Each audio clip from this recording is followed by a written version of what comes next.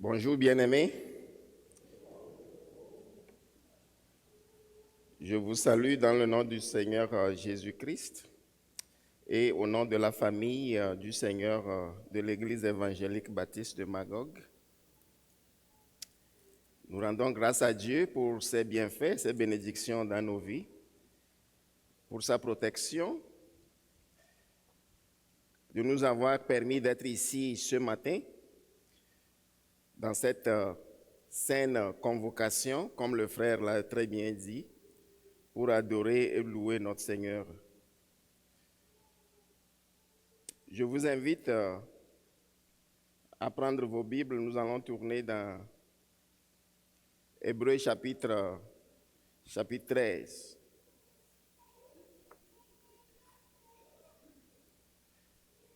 Les Bibles imprimées ou vos téléphones, c'est ça. Nous allons suivre le texte ensemble. Habituellement, j'aime dire que je ne mets pas les versets bibliques au tableau, sauf certains versets qu'on a besoin durant le message. Donc, le texte sera devant vous, le texte sera devant nous. Chacun et chacune peut avoir sa Bible. Si vous n'en avez pas, peut-être, je ne sais pas s'il y a des Bibles qu'on distribue ici. Je ne veux pas causer un conflit, là, mais si vous n'avez pas de Bible, s'il y a des Bibles qu'on distribue, allez chercher parce que nous serons dans le texte. C'est très important quand la parole de Dieu est prêchée, de regarder ce qui est en train d'être dit, d'écouter en même temps et puis de regarder et vérifier par vous-même l'exposition de la parole de Dieu. Alors, c'est très important.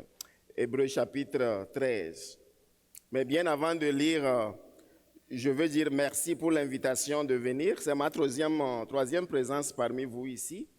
Je me rappelle, j'étais ici en 2023, je crois au mois de novembre, où on était dans un des psaumes. Et l'année dernière, au mois de mars, on était là, on a parlé de l'importance de la repentance, pour ceux qui se souviennent. Et aujourd'hui, on m'a invité 3 fois, jamais 203, donc ça veut dire que, peut-être c'était pas pire de revenir encore. Donc, merci pour l'invitation. Et aujourd'hui, on va parler d'une famille, l'Église. L'Église est une famille de Dieu rayonnante, par son amour fraternel et motivée par sa mission dans le monde. C'est un message qui est en 2 séries, mais je suis venu juste une fois dans ma prière, je me suis dit quelle partie il faut donner. Ça, c'est plutôt la deuxième partie. La première partie, c'est vraiment dans Jean 13, versets 33 et 35. Quand Jésus nous dit de nous aimer les uns les autres, c'est à ceci que le monde saura que nous sommes ses disciples. Nous le verrons un peu dans le texte. Merci. Nous allons prier. Seigneur Dieu, merci pour cette grâce que tu nous as fait d'être appelés tes enfants.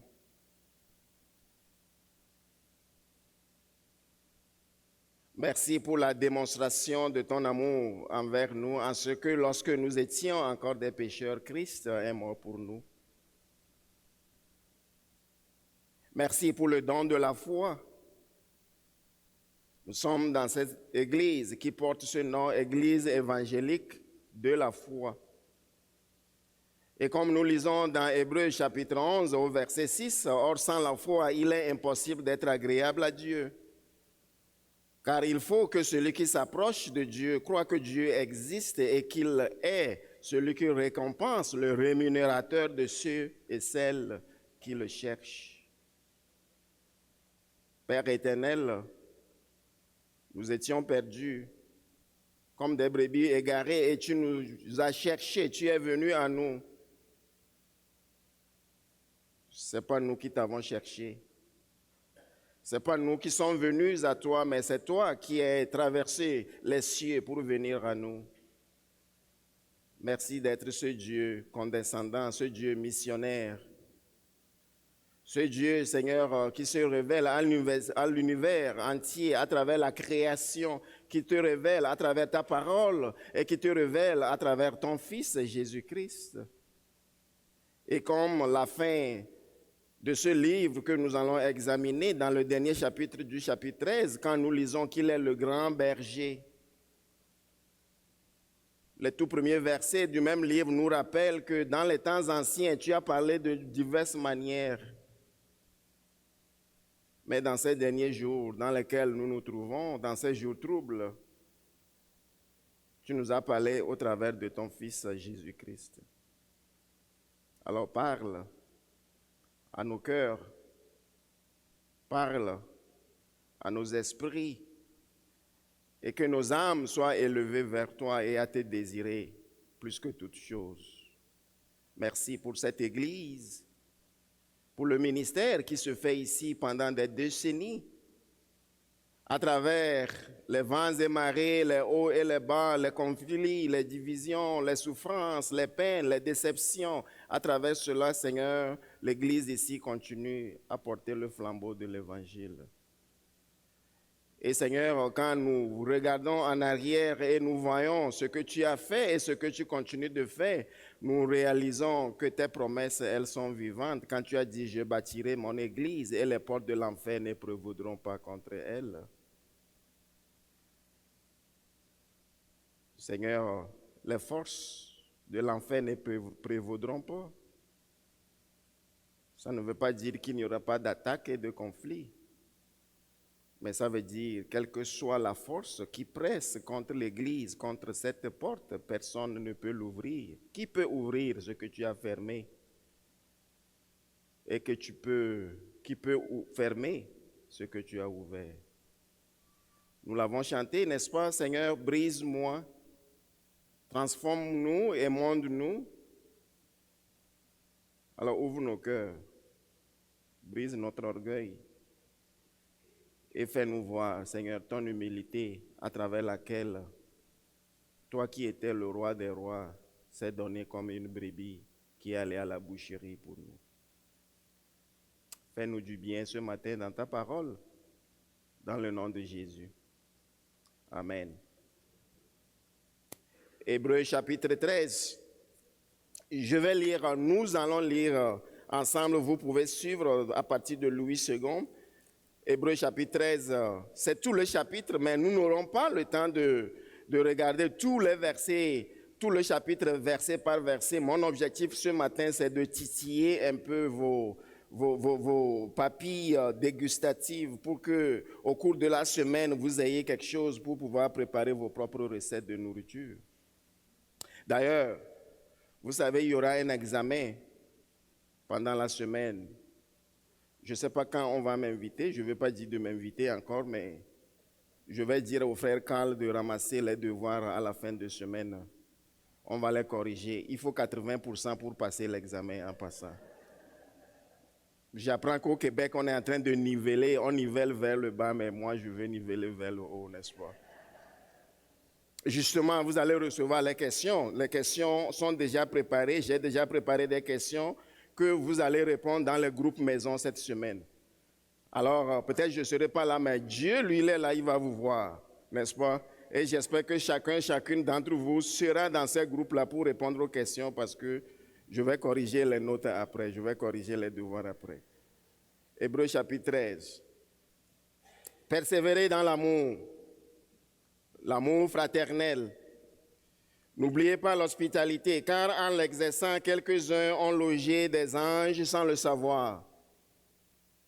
Souvenez-vous des prisonniers comme si vous étiez aussi prisonniers, de ceux qui sont maltraités comme étant eux aussi vous-même dans un corps.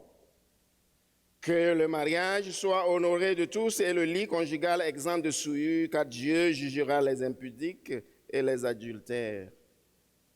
Ne vous livrez pas à l'amour de l'argent, contentez-vous de ce que vous avez, car Dieu lui-même a dit, je ne te délaisserai point et je ne t'abandonnerai point. C'est donc avec assurance que nous pouvons dire, le Seigneur est mon aide, je ne craindrai rien, que peut me faire un homme? Souvenez-vous de vos conducteurs qui vous ont annoncé la parole de Dieu, considérez quelle a été la fin de leur vie et imitez leur foi. Jésus-Christ est le même hier, aujourd'hui et éternellement. Ne vous laissez pas entraîner par des doctrines diverses et étrangère, car il est bon que le cœur soit affermi par la grâce et non par des aliments qui n'ont servi de rien à ceux qui s'y sont attachés. Et je vous amène à la fin du chapitre. Que le Dieu, verset 20, que le Dieu de paix, qui a ramené d'entre les morts le grand pasteur des brebis, par le sang d'une alliance éternelle, notre Seigneur Jésus, vous rende capable de toute bonne œuvre pour l'accomplissement de sa volonté, et fasse en vous ce qui lui est agréable par Jésus-Christ, auquel soit la gloire au siècle des siècles. Et l'Église répond, Amen. Les Québécois se considèrent comme une société, une nation, un peuple distinct. Moi, je suis dans ma 5e année au Québec, venant de Toronto, après avoir vécu là-bas 15 ans et servi là-bas dans une église. Et c'est très intéressant de voir le Québec de l'autre côté de la frontière, de la perspective ontarienne ou canadienne. Et je peux vous dire que si tu n'as pas vécu au Québec ou tu as vécu ailleurs, quand tu arrives au Québec, je peux vous confier personnellement qu'on a l'impression d'être dans un pays étranger, qu'on n'est plus au Canada. Tellement c'est différent. Les pensées, les mentalités, les façons de faire sont différentes. Mais qu'est-ce qui distingue vraiment le Québec des autres? Qu'est-ce qui nous distingue des autres? Pourquoi disons-nous que le Québec est une nation distincte ou on est un peuple différent? Être une société distincte en Amérique du Nord, est-ce uniquement la langue française? Dites-moi, qu'est-ce qui distingue le Québec des autres Canadiens? Bon, la joie de vivre. Les Ontariens, ils étaient rien, n'est-ce pas? Donc peut-être qu'ils n'ont pas la joie de vivre. Quoi d'autre qui nous distingue? La joie de vivre, oui. Le Québec, c'est de bons vivants, n'est-ce pas, comme on dit? Quoi d'autre qui nous distingue? Pourquoi on dit le Québec est distinct? Est-ce que c'est juste la langue? Je viens de le nommer, peut-être c'est la langue. Oui, quoi d'autre? La joie de vivre? La culture française. Ça, peut-être, il faut le commenter et décortiquer un peu. Peut-être les Français, eux, ils nous voient comme différents, n'est-ce pas? Ces cousins lointains. Quoi d'autre qui distingue le Québec? Est-ce que c'est la nourriture? On est quoi? On est libre. Vous êtes certain? La liberté. Justement, je parlais avec M. Marcoux, Jacques Marcoux, il prêche, c'est lui qui me remplace aujourd'hui chez nous, on discutait, puis il me disait, qu'est-ce que tu apprends du Québec après 5 ans? Je dis, M. Marcoux, tu sais, moi, en observant le Québec venant du Togo, Afrique de l'Ouest, ayant vécu en Ontario proche de 25 ans avant de venir au Québec, 5 ans maintenant, j'ai l'impression que la culture québécoise est une bipolarité, pas pour insulter personne. Mais c'est une bipolarité. Les Québécois n'aiment pas l'autorité. Viens pas me déranger dans mon assiette. Mêle-toi de tes affaires. Mais en même temps, les Québécois aiment se soumettre à l'autorité de faire tout ce que le gouvernement dit sans réagir. Les syndicats sont très très forts au Québec, n'est-ce pas? Ça, c'en est une distinction. Pardon? Allez-y, je sais pas. Richesse naturelle, oui, c'est tellement beau le Québec. C'est pittoresque. N'est-ce pas? Alors nous disons que le Québec, effectivement, c'est une société distincte, une nation à part. On est unique. Les us et coutumes, la laïcité, la politique, le système de santé, n'en mentionnons pas. Vous savez, je connaissais très bien Astérix et Obélix, les 12 travaux d'Astérix, je lisais ça comme un amusement, mais il fallait vivre au Québec pour réaliser que c'est une réalité, n'est-ce pas? Vous connaissez la maison des fous, n'est-ce pas? On t'envoie de gauche à droite, personne n'est responsable, mais tout le monde est au contrôle, n'est-ce pas? Nous sommes une société distincte. On pourrait faire un parallèle, n'est-ce pas? Donc, on pourrait faire un parallèle avec notre Église. comme étant une famille, une communauté distincte dans Drummondville. Mais alors, qu'est-ce qui vous distingue des autres? L'Église? Oui, est-ce que l'Église a des mœurs? Je parle de l'Église. En ce moment, nous quittons le Québec pour venir à notre Église, à nous, à notre famille chrétienne, vous et moi en ce moment, dans Drummondville. Si on faisait un micro-trottoir, qu'est-ce qui nous distingue des autres dans Drummondville? L'accueil, la foi, l'amour fraternel. Est-ce que c'est des choses véridiques qu'on cite ou elles sont réelles, elles sont visibles dans la vie de chaque jour? C'est ça le défi que nous allons regarder aujourd'hui. Il y a deux façons, vous savez, d'être distincts. Premièrement, la façon dont nous nous percevons nous-mêmes. J'ai une perception de moi-même que je suis différent de vous autres. Je n'ai pas besoin de vous convaincre. Vous êtes blanc, je suis noir. Ou au moins certains d'entre vous. Donc j'ai ma propre perception de qui je suis, de ce que je suis. Et ça, c'est ce qu'on voit. Il y a des distinctions qui ne sont pas visibles à l'œil nu. Et deuxièmement, la manière dont les autres nous perçoivent. Moi, j'ai une perception de moi-même, mais vous avez une autre perception de moi-même. Probablement, certains d'entre vous sont déjà tannés, fatigués. Quand est-ce que ça va finir? On va sacrer notre camp dehors d'ici. Mais dans la vie quotidienne, dans la vie de chaque jour, dans la vie d'une église, nous avons tendance, nous savons comment nous percevons nous-mêmes, nous sommes confiants de notre attitude nous-mêmes, mais est-ce qu'on sait qu'est-ce que les autres pensent de nous, comment les autres nous perçoivent? Où se trouve la vérité alors? Comment on fait pour découvrir cela?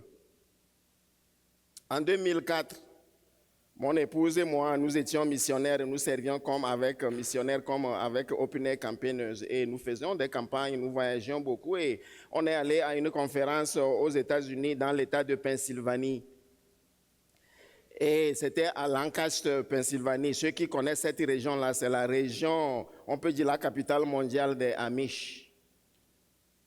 Et c'était merveilleux de les visiter, voir tout ce qu'ils font, leur façon de vivre. En passant, c'est pas loin de Hershey. Maintenant, c'est fermé là où ils fabriquaient le chocolat pour ceux qui veulent voir la situation géographique. Comment se fait-il que quand on les voit, on sait que, ça c'est des Amish. Voyez-vous? Ils ont leur perception à eux. Mais de l'extérieur, nous avons une perception de eux autres. On n'a pas besoin d'être convaincu. Je suis certain que même s'il y en a qui marchaient ici dans la rue, ça c'est un Amish ça. Pourquoi? Ils sont distincts. De par leur habillement, de par leur façon de faire, de par leur culture, de par leur façon je ne sais pas moi, de vivre en général. Dans une communauté, on peut les considérer comme fermés. Mais frères et sœurs, ils sont distincts. Eux, on peut dire, ils sont vraiment distincts.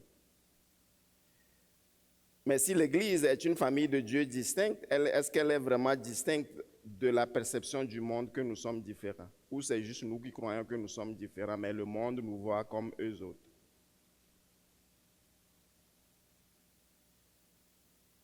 Si nous affirmons être la famille de Dieu, cela veut dire qu'il y a une famille quelque part qui ne l'est pas. Mais alors, est-ce que la ville de Drummondville, du moins ceux qui sont conscients de notre existence, nous reconnaissent comme une famille distincte appartenant au Christ? Que faut-il faire?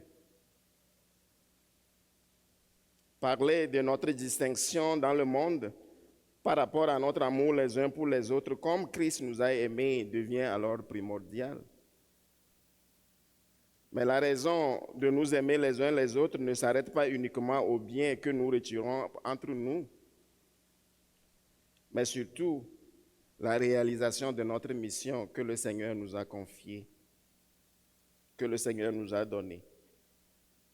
L'amour de Dieu se manifeste en action car Dieu nous aime, il nous a aimés, il a démontré son amour en envoyant son Fils mourir sur la croix pour nous. Comme l'a bien exprimé un prédicateur, nous allons annoncer aux autres où se trouve le pain. J'ai grandi dans un petit village qui s'appelle Palimé, au nord de Lomé, au nord-ouest de Lomé, la capitale du Togo. Et dans notre région, très souvent, vers l'automne, dans les forêts, sous les cacao, sous les champs de café, il y a souvent des champignons, des petits champignons blancs qui poussent partout. Et souvent, ça dure juste 72 heures, 3 jours maximum. Il faut les ramasser avant que ça périsse. Et quand tu trouves ça, il y a un cri qui se fait où la cloche du village va sonner pour avertir tout le monde que c'est le temps des petits champignons. Tu ne gardes pas ça pour toi. Ça ne sert à rien. Tu ne pourrais pas tout récolter de toutes les façons. C'est mieux que tout le village aille récolter, puis chacun en aura en quantité avant que ça périsse, avant que ça se détruise. Je pense que l'évangile est souvent comme ça. Dieu veut que nous vivions l'évangile. Ce que nous avons goûté, que le Seigneur est bon, ne peut pas être gardé pour nous.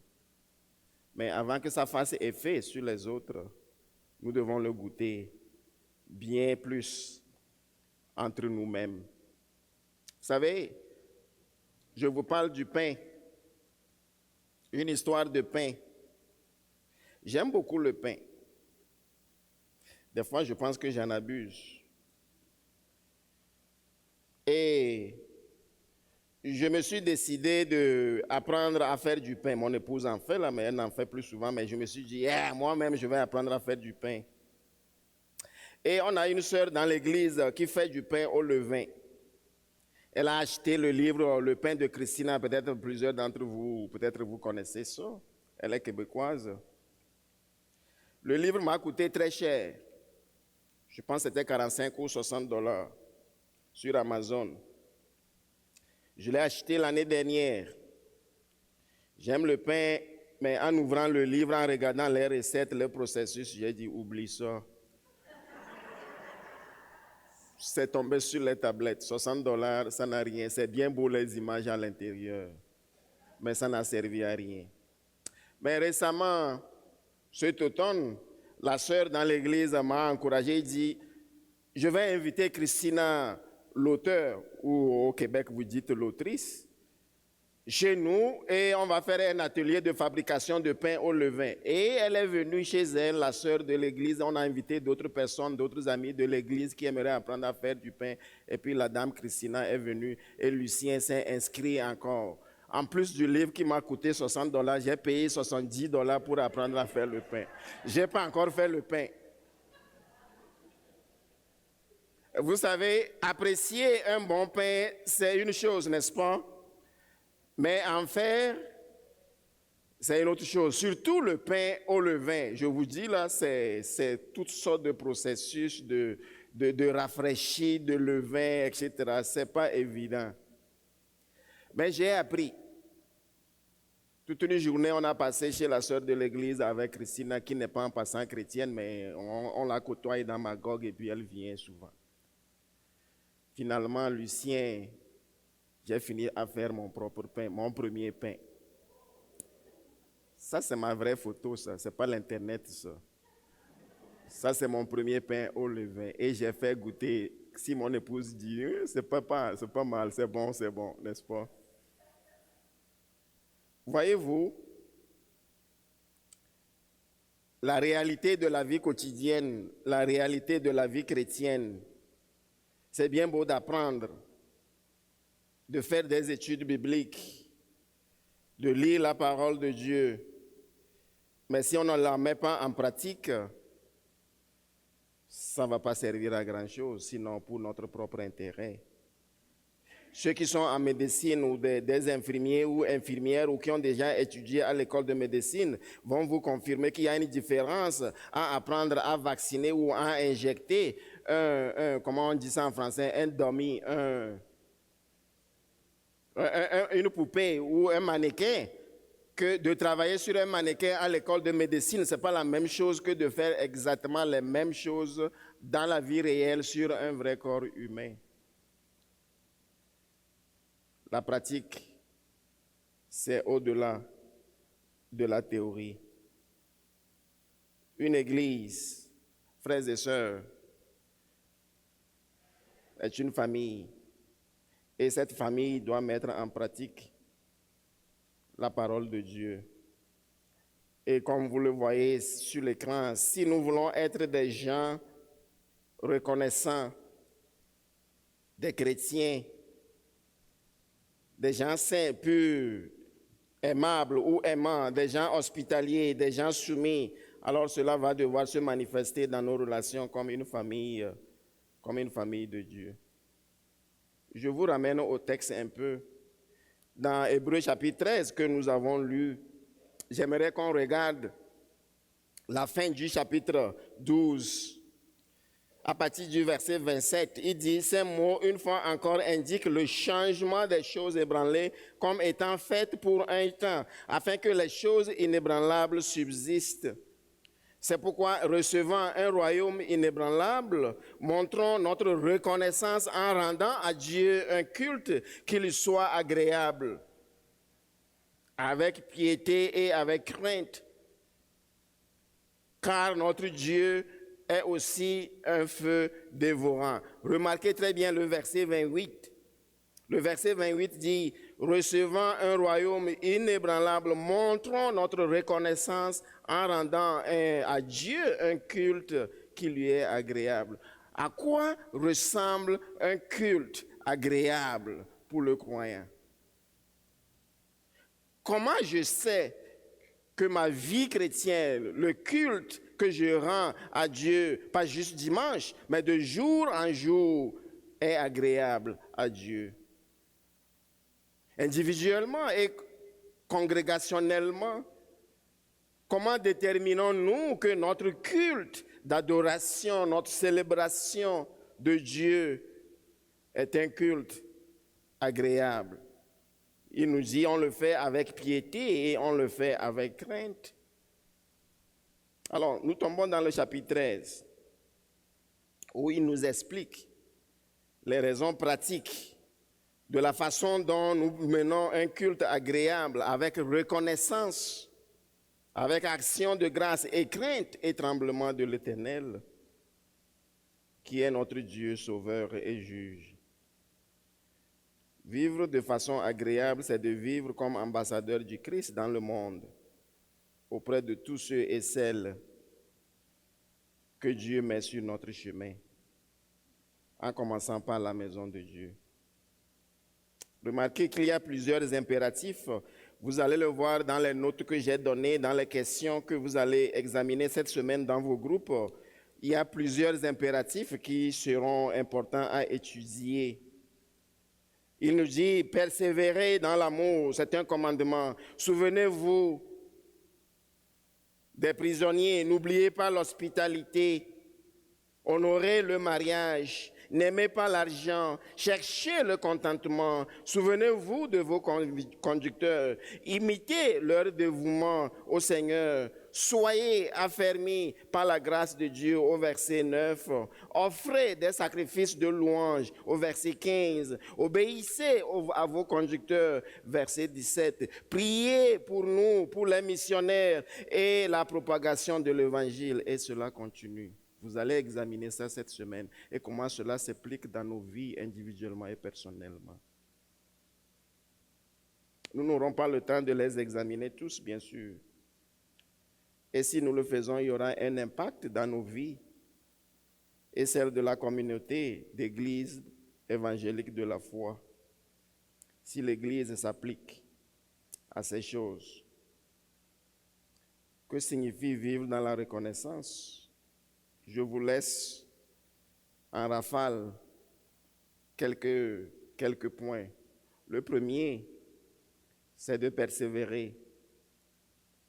Persévérer dans l'amour fraternel, un amour vivant.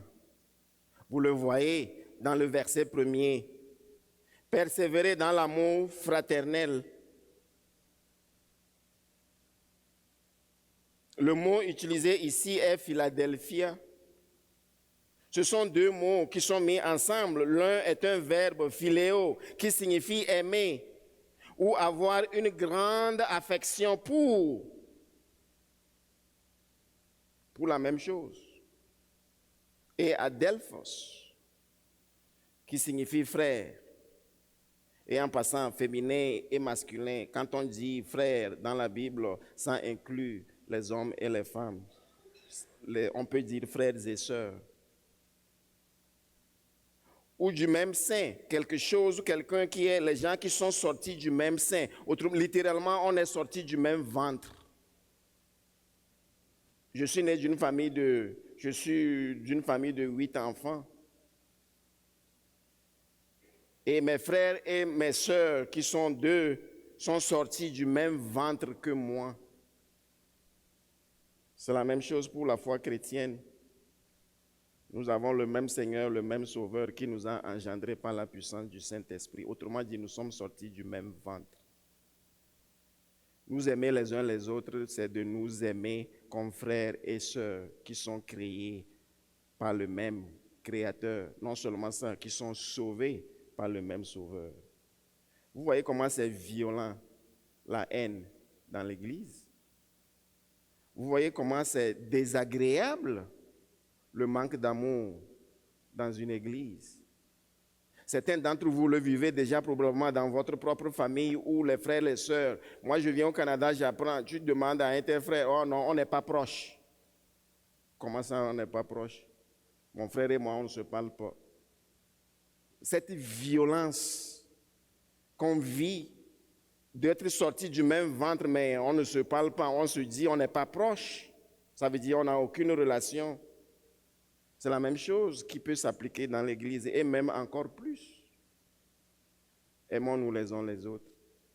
Aimez-vous ici à Drummondville les uns les autres. L'auteur d'Hébreux argumente de plus petit au plus grand. Il dit, vous savez, de la même manière que la vie de famille est censée fonctionner, où nous ne serions pas violents l'un envers l'autre dans notre relation, frères et sœurs dans la même famille, il faut laisser ce genre de relations soudées, canaliser nos relations dans l'Église. Parce que justement, nous sommes frères et sœurs et Jésus étant notre grand frère qui s'est donné pour nous. Aimez-vous les uns les autres. Et il est à noter que cet amour n'est pas une sorte de sentimentalisme émotionnel. Parce que le verbe qui est utilisé, il dit persévérer dans l'amour. Cela implique une continuité, un exercice, un effort à fournir. Pas lorsque tout va bien, on va aimer, mais on va aimer même quand ça va mal, même quand c'est difficile. D'ailleurs, l'amour est un amour sacrificiel dans ce contexte ici. Si nous aimons seulement ceux qui nous aiment, quelle valeur avons-nous à cet amour? Jésus nous a aimés pas parce que nous étions aimables. Il nous a aimés plutôt lorsque nous n'étions pas aimables, nous étions ennemis de Dieu. C'est cet amour dont on nous parle ici. Et dans l'Église, il y aura, je dis souvent, il y aura des citrons et il y aura des oranges. Et souvent, quand je prêche ce message, ce genre de message, j'amène des oranges et des citrons, puis je les mets à l'entrée, je demande à chacun de prendre ce qu'il veut avant d'arriver. Certains vont prendre les oranges. Souvent, on prend tous les oranges et puis il reste plus de citrons à la fin. Mais savez-vous quoi? On peut faire quelque chose de merveilleux avec l'orange et le citron, vous savez-vous. Qu'est-ce qu'on peut faire avec ça? Une belle limonade, savez-vous. Et dans la vie de l'Église, ça nous prend ça. Aimez-vous les uns les autres, comme Christ nous a aimés. Chacun, chacune doivent s'aimer comme le Seigneur nous a aimés. Quelqu'un dit, je l'ai mis sur l'écran, vous pouvez le voir vous-même. Chaque fois que nous nous basons sur nos langues ou nos origines, nos distinctions, nos recettes, nos senteurs pour définir l'amour de Dieu, nous sommes vraiment en train de nous éloigner de la vérité, de ce que le Seigneur déclare comme vérité. Notre facteur qui nous unit, ce n'est pas nos origines, mais c'est vraiment Jésus-Christ et ce qu'il a fait pour nous. Chaque fois que nous nous retrouvons à attacher de l'importance aux possessions, aux origines, à l'éducation, à l'accent comme base de communion, alors nous sommes en décalage avec l'exemple du Christ et de telles attitudes injustes doivent être traitées au pied de la croix. C'est ce que nous lisons dans Jean 13, verset 33 ou verset 35, quand Jésus dit « Mes petits enfants, je suis encore avec vous pour un peu de temps. Vous me chercherez et ce que j'ai dit aux Juifs, vous ne pouvez pas venir où je vais. Je vous le dis à vous aussi maintenant. Je vous donne un commandement nouveau. Aimez-vous les uns les autres comme je vous ai aimé. Vous aussi, aimez-vous les uns les autres. C'est à cela que les tous reconnaîtront que vous êtes mes disciples, si vous vous aimez les uns les autres. » Notre distinction comme famille de Dieu se manifeste dans notre obéissance à ce commandement. De quelle manière? Comme Christ nous a aimés. Comme Christ nous a aimés. La deuxième chose qu'il nous dit dans le texte que vous allez étudier cette semaine, non seulement nous disons qu'il faut persévérer dans l'amour, je vais les donner en rafale parce que notre temps arrive à la fin. Je veux vraiment que vous fassiez l'exercice cette semaine avec vos dirigeants dans les groupes. La deuxième chose, c'est d'exercer l'hospitalité. Exercer l'hospitalité. Dans la communauté de la foi, il faut recevoir des étrangers. Ici, on parle de contexte des gens qui se promènent, qui n'ont pas de maison, ou des gens qui sont en voyage, qui sont en déplacement, les chrétiens qui sont persécutés, les missionnaires qui voyagent. On ne parle pas juste de notre petite gang qu'on aime recevoir chez nous à souper. Ça, c'est très bien. Mais il faut élargir ça. Dans notre église, nous recevoir les uns les autres, à manger, à souper, mais ouvrir nos mains aussi à l'extérieur, à ce que Dieu nous envoie dans nos coins et dans nos villes et dans notre église. Exercer l'hospitalité, c'est très important. Qu'est-ce qu'il nous recommande? Mais je pense que l'auteur recommande avant tout ici l'amour fraternel, comme il a dit dans le verset 1. Cette hospitalité s'exerce entre nous, mais elle va overflow, elle va déborder. Et c'est les autres qui vont voir, regardez comment ils s'aiment les uns les autres et ils vont s'enquérir de cet amour. Ce faisant, c'est la meilleure façon d'évangéliser les voisins autour de nous quand nous montrons de l'hospitalité. Les chrétiens doivent avoir leur maison ouverte.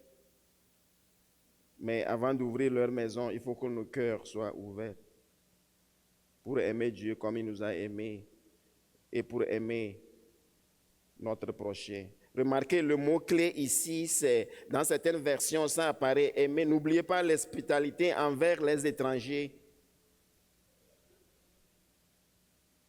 Parce que nous étions étrangers. Sans Dieu, sans famille, et Dieu nous a inclus dans sa famille, nous aussi, nous devons faire la même chose. Je ne connais pas Drummondville et ses défis, je ne connais pas la communauté autour de vous ici, mais vous auriez l'occasion, vous allez voir les questions cette semaine, vous pourriez discuter, voir comment mettre ça en pratique dans votre église. J'ai vu dans le bulletin l'enseignement sur comment faire des disciples à travers l'accueil. Moi, je l'ai enseigné à Magog dans notre église pendant 1 an et puis nous le mettons en pratique et ça transforme complètement la vision de l'église de l'accueil. Il faut participer, je vous dis, à ce cours.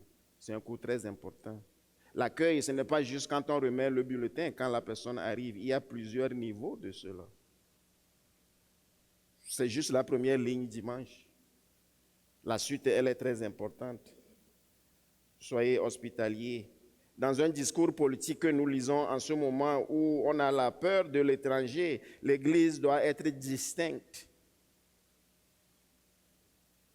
à accueillir l'orphelin et l'étranger qui fuit la guerre et qui cherche un refuge.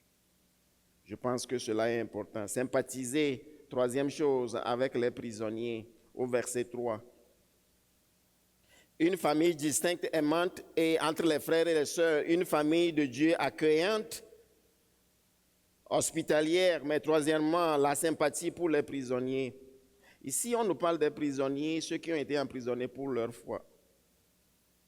Nous ne sommes pas encore rendus là au Québec ou au Canada, mais ça s'en vient. Il ne faut pas oublier nos frères et sœurs qui sont en prison pour la foi. Est-ce qu'il y a une prison à Drummondville? Ce n'est pas ici qu'il y a une... Je ne sais pas si c'est fédéral ou provincial. Dieu veut que nous visitions les prisonniers, mais dans ce contexte précis, s'il y a des frères et des sœurs qui sont en prison parce qu'ils ont témoigné de leur foi, il ne faut pas que nous continuions notre vie comme rien n'était. C'est ce qu'il nous dit ici. Un ministère envers les prisonniers. Mais vous savez quoi?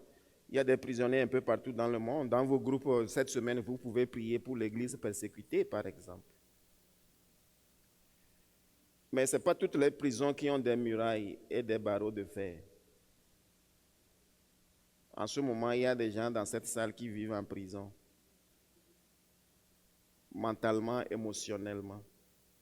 S'il n'y a pas l'amour, s'il n'y a pas l'hospitalité entre nous, voyez-vous, on ne peut pas briser ces chaînes. On ne peut pas sortir les frères et les sœurs qui vivent cette prison chez eux ou même parmi nous. Sympathisons les uns avec les autres. Vous allez en discuter cette semaine. Il y a beaucoup d'exemples dans les questionnements que j'ai donnés. La quatrième chose qu'il nous dit, c'est d'honorer le mariage. Quand en lisant ce texte, on se dit, qu'est-ce que le mariage vient faire dans ce texte? On dirait que c'est mal placé. Mais je peux vous dire que si on est une famille de Dieu, c'est le mariage qui est le fondement d'une famille. Si nous négligeons l'importance du mariage, la sainteté du mariage, l'Église va être débalancée. Trop de gens dans nos églises ne croient plus à l'importance du mariage ou à la sainteté du mariage ou la fidélité dans le mariage entre le mari et son époux. Trop de gens dans nos églises vivent même en concubinage. Ils disent au Québec, oh, c'est pas grave, on peut vivre comme ça, la loi c'est légal. Ce n'est pas parce que c'est légal que c'est biblique. C'est un défi. On a chanté « Brise-moi ». Vous l'avez chanté, n'est-ce pas? Si vous êtes dans cette situation, peut-être que c'est là où Dieu veut vous émonder aujourd'hui. Il faut régulariser votre situation devant Dieu et devant les hommes. La sainteté du mariage, c'est important pour une vie harmonieuse dans l'Église. Honorer le mariage. Vous comprenez que Dieu l'a établi de cette manière et vous devez vivre de cette façon. L'amour fraternel et la fidélité conjugale vont ensemble dans l'Église. Comme le dit le 10e commandement, tu ne convoiteras pas le bœuf, la vache, l'âne et même la femme de ton prochain. Alors vous voyez, l'amour fraternel et le mariage sont à la bonne place ici. Parce que si une église tombe dans le péché, si un groupe de jeunes tombe dans le péché, si quelqu'un dans la chorale de l'église tombe dans le péché, convoite la femme de l'autre ou la fille de l'autre ou le frère de l'autre, on a beau évangéliser, avoir de beaux programmes de outreach, tout va s'écrouler. Tout parle de la sainteté dans la famille de Dieu. S'affermir, nous continuons. S'affermir par la grâce de Dieu. Qu'est-ce que ça veut dire? Être tenace. Rester ferme. Et on s'affermit dans la grâce de Dieu en faisant quoi? Mener une vie de contentement. Ça nous enlève la jalousie, l'envie, les chicanes dans l'Église. Avoir confiance que Dieu pourvoit à nos besoins. C'est ce qu'il nous dit dans le verset 5 et verset 6. Ne vous livrez pas à l'amour de l'argent. Contentez-vous de ce que vous avez, car Dieu lui-même a dit, je ne te délaisserai point et je ne t'abandonnerai point. Non seulement il faut imiter la vie sacrificielle de nos conducteurs. Appréciez ceux qui vous dirigent. Appréciez ceux qui vous conduisent, mes chers amis. Karl, le frère, a lu toute la vie de l'Église. Participez à ça, c'est un encouragement pour eux. Ce n'est pas fait pour avoir juste des programmes.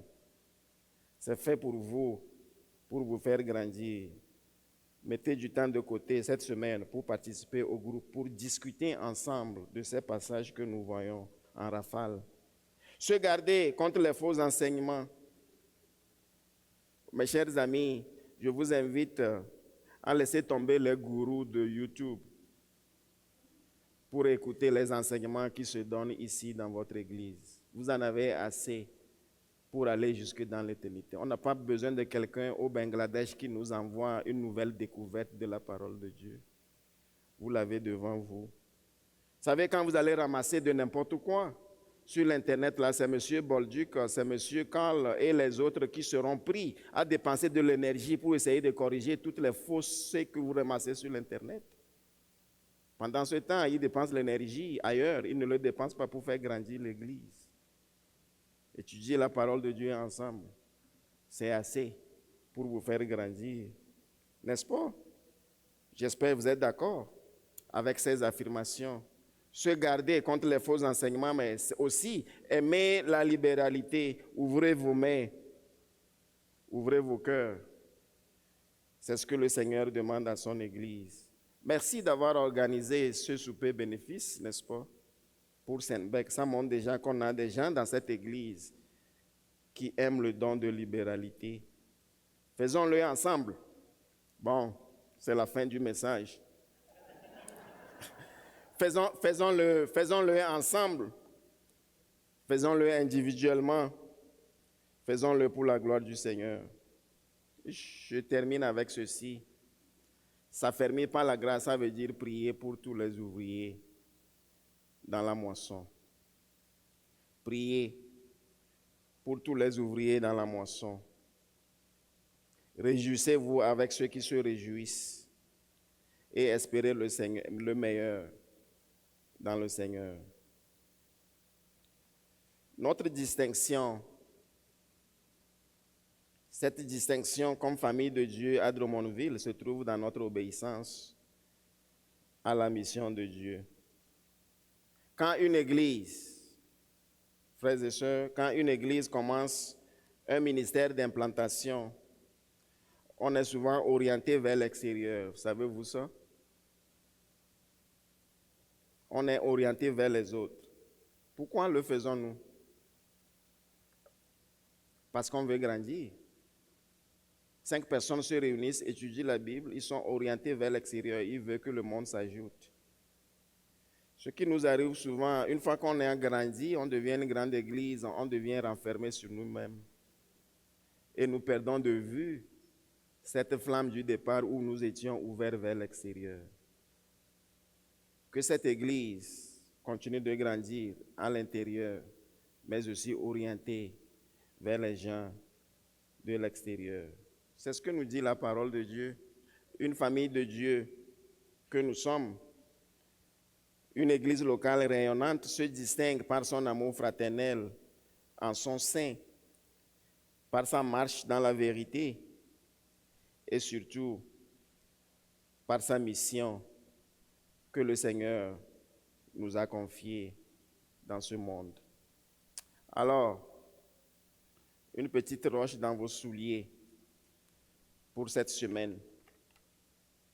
Avez-vous déjà marché avec des roches dans les souliers? C'est désagréable, n'est-ce pas? On peut s'entêter, dire oh, je vais le faire arriver à la maison. Ça m'arrive très souvent parce qu'à Magog, ce qu'ils arrosent, surtout en hiver, c'est pire encore. Vous savez, le sel qu'ils arrosent là pour les petites roches, ça rentre dans les souliers. Tu arrives à l'église, tu dis ben, je vais l'enlever quand je vais arriver à la maison. J'arrive, j'enlève mes souliers, je les dépose. Et j'oublie parce que ce n'est pas les souliers peut-être que je porte tous les jours. Dimanche prochain arrive, je les prends. Ah non, j'ai oublié de les enlever. Oh ben, je vais le faire une fois rendu à l'église. Et des fois, ça peut arriver qu'on traîne les mêmes roches dans les souliers pendant des semaines. Quelle paresse, n'est-ce pas? Et souvent, c'est ce que nous faisons avec la parole de Dieu. On l'entend et c'est très bon. On dit, oh, mais oui, je vais le faire demain. Oui, je vais le faire la prochaine fois. Donc, c'est cette semaine que l'étude du chapitre 13 d'Hébreux commence. Combien d'entre vous sont dans un groupe maison? Ah, c'est déjà très bien. C'est déjà très bien. Alors, j'espère que les autres vont s'ajouter et que vous allez pouvoir discuter ensemble de toutes les questions en détail qui ont été fournies pour enlever les roches qui sont dans vos souliers. Nous définissons souvent la grâce par rapport à notre salut. Ce que Dieu a fait pour nous, que nous ne méritons pas. Mais le verset 9 ici nous dit de croître dans la grâce de Dieu. Et cette grâce n'est pas la grâce du salut, mais c'est la grâce qui nous donne la puissance d'agir et de faire la volonté de Dieu. Que Dieu nous aide, que Dieu nous affermisse. Prions ensemble. Père éternel, nous voulons bénir ton nom.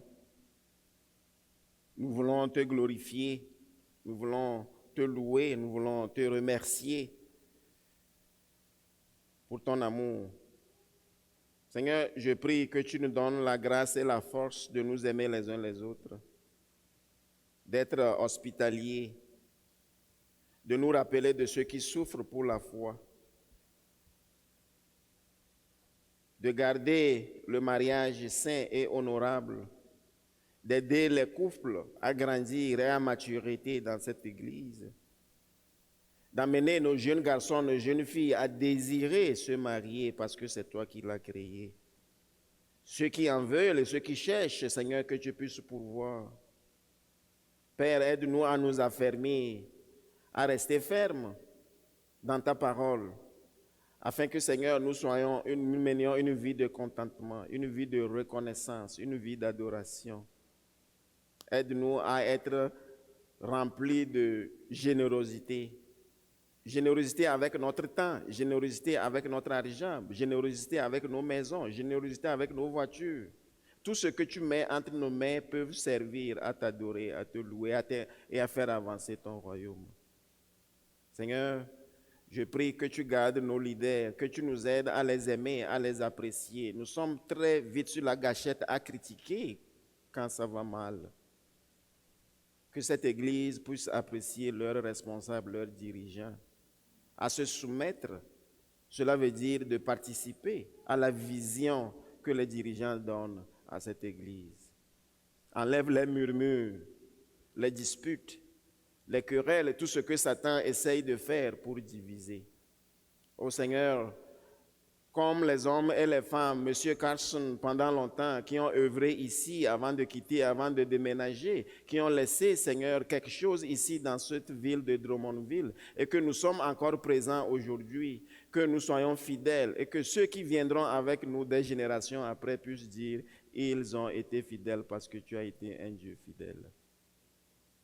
Bénis, sanctifie, glorifie ton nom. Et tout ceci dans le nom du Seigneur Jésus-Christ, notre Seigneur et Sauveur.